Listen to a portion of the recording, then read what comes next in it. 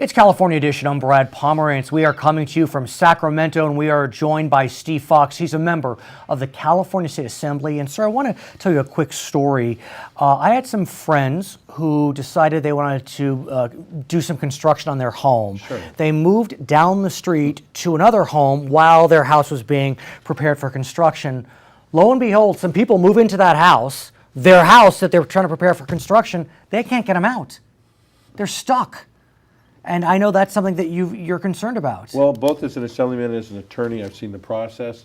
And what normally happens, they have to do what's called an eviction process, an unlawful detainer. And they give them notice, and sometimes it takes a couple months to get them out. Meanwhile, they're paying their mortgage payments on this house that they can't live in, and they can't re-rent it, and they can't sell it. And they either go broke, many people lose their homes. This is usually one person who owns a second home wants to either lease, rent, or sell it, and now they can't. I don't understand why you have to go through a legal proceeding if someone just moves into your home. Well, I would think it's more trespass, but the truth is, because we have so many people with tenant rights, and this has nothing to do with tenants, because this is somebody who's moved into your house that you've never had a relationship with. But you go there and the person says, well, I rented it or I leased it, and they're lying. And the sheriffs usually move away and say, well, this is a civil matter. And now it becomes a couple-month process. And then the squatter might require, say, I want a jury. Now, right now, juries in my area are 100 miles away in downtown LA. So now You're the Antelope Valley. I'm in the Antelope Valley, Lancaster Court, North District. And what happens is that if they demand a jury under their due process rights, because we don't have enough juries in our area, we now have to go from Lancaster to downtown LA. It becomes cost prohibitive to hire an attorney to defend your rights. So now the squatter can demand blackmail money and say, either don't charge me any back rent that I don't really owe, pay for my attorney, or I'm going to stay in the house as long as I can.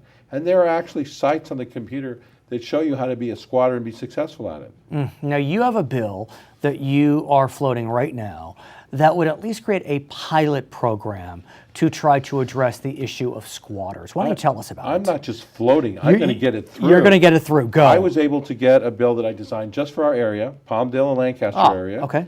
Which could add other areas to it. But when people came to object to it, I looked at them and said, who are you? Right. You're objecting to my bill. You don't live in my area. My area wants squatters out. This doesn't mean we don't help the poor and we don't donate towards food or things. And this has nothing to do with renters. These are somebody that trespassed onto your property, and you're now having to get stuck with the mortgage payment. You can't sell it, you can't rent it, and there's somebody you don't even know squatting in there. So what would your bill do? Well, instead of evicting them, it does something quite different. It says you post it. You say, this is my house, I've made a posting on it. And prior to the squatting? Prior to the squatting, you go to your house and you get it posted. You have it looked at periodically every couple of days. And then when someone comes in, you call the sheriffs, and the sheriffs say, sir, you have 48 hours to get out, we'll take you out, or we're going to file trespass charges and make a misdemeanor against you. So the minute you vacate, that is the way to avoid a squatter being able to say, oh, you rented to me, because it's already been deemed vacated. And the landowner pays the sheriff and posts it, just like you do for an unlawful detainer, you post it. What do you think? How do you think, is the bill going to make it? Well, you know, normally I would say Sacramento up here is pretty left-wing, but I was able to convince the Judicial Committee, and I got a vote of 9-1. Wow. And so here's a conservative bill that protects the homeowner, so they can either have a renter or they can sell their property. This helps the real estate agents who go in there and want to sell the house. Now they don't have to worry about the squatter being in there. So what this is a success where the landowner does not have to pay mortgage payments. When we come back, I want to talk about the Pillowcase Rapist. You've been making news about this very individual, whether he'll return to your community. For our viewers on HLN, thank you for joining us. For our other viewers, we'll be right back with Steve Fox. Sir, I live in the Los Angeles area, and I know through the years the media has been covering what's known as the Pillowcase Rapist. Correct. Tell us about the Pillowcase Rapist. Who is he before we get to what's happening in the Antelope Valley? Well, it's kind of interesting. One of the unintended consequences of Jessica's law is that you can't put a rapist within 2,000 feet of a school. And the problem is my area is the one area in LA County that has all the land. And as a result, we have over 700 sexual rapists in my district. And there's about 900 more set to be released. And there's one real bad one There's literally raped 70 women, and they're putting them in my district. So let's back up. Tell us about the Pillowcase Rapist. There's a geography issue, and which makes it all the more galling for you. Well, what the current law says is that where someone committed a rape is where that court releases them. And where they're then housed, where they end up going to live, is their county of domicile. Okay. And the problem is with the Pillowcase Rapist, he's being let out in one county. Santa Clara. Right. And he's going to LA County where he hasn't been here in 40 years. Where did he commit his crimes? In Santa Clara, the last one. So why is Because the last place they feel he basically resided, they feel was LA County. So the law currently says that the judge can select LA County because he argues that that's the place of domicile. It also doesn't give LA County or the district attorneys from LA County the ability to argue in court, nor does it transfer the jurisdiction. So even though the rapist may do something else in LA County, the court that has jurisdiction is now Santa Clara. So probation is not involved. It's Santa Clara probation, not LA Well, County. they make an agreement, but the court that makes the decision is not LA County. So what my bill will do is the first step. Okay. And the first step is saying, number one, if you're going to release somebody to a court, you give that other county of domicile and their district attorney the ability to argue in court. And then if that court transfers the sexual predator to your county, then your county gains the jurisdiction to determine where in that county they're going to reside. So why is it that if the Santa Clara court selected LA County, we know because they're saying it's his domicile, how does the Antelope Valley get brought into this? Is it because of what you just described with Jessica's law? It's easiest for them because of Jessica's law. Basically, in the one area in the LA County that has most of the territory is my valley. And Lake LA and Palmdale area are getting dumped on. But there's over 12,000 residents there, and they're having to be in fear of their lives and their safety. And we only have 2 sheriffs in that area.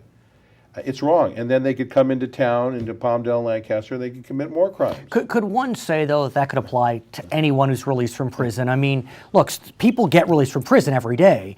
And yes, obviously sexual acts are incredibly heinous and violative. But in the end, they have to go somewhere. No. This is the first step in keeping them out of our environment as much as possible. Step 2 is going to be keep them in the prison, keep them in the hospital, keep them away from the safe community. At some point you have to say, after 70 rapes, they're not going to get better. So public safety is more important. They've lost their rights with the rapes they've committed. So is the fundamental problem not the release, but the underlying sentence? We've changed the sentencing. We're stuck with a whole bunch of criminals that were under earlier sentences. So that's one thing we're correcting already. But the truth is right now, the safety of the public is the most important thing, not the alleged rights of the rapist. They lost their rights. But at the same time, you know as well as anyone that the prisons are under tremendous pressure because of overcrowding. We have a crisis that has been made allegedly worse by a Supreme Court who has ordered that we decrease the size of the prison population. The court's saying it's cruel and unusual to have too many of them. I think it's cruel and unusual to release them on us, the public. So what's happening with your bill? How's that bill looking? My bill's looking good. It passed Judicial Committee by 9-1. And just like another 9-1. Mm-hmm. And I was able to get it passed through the committees, the Safety Committee.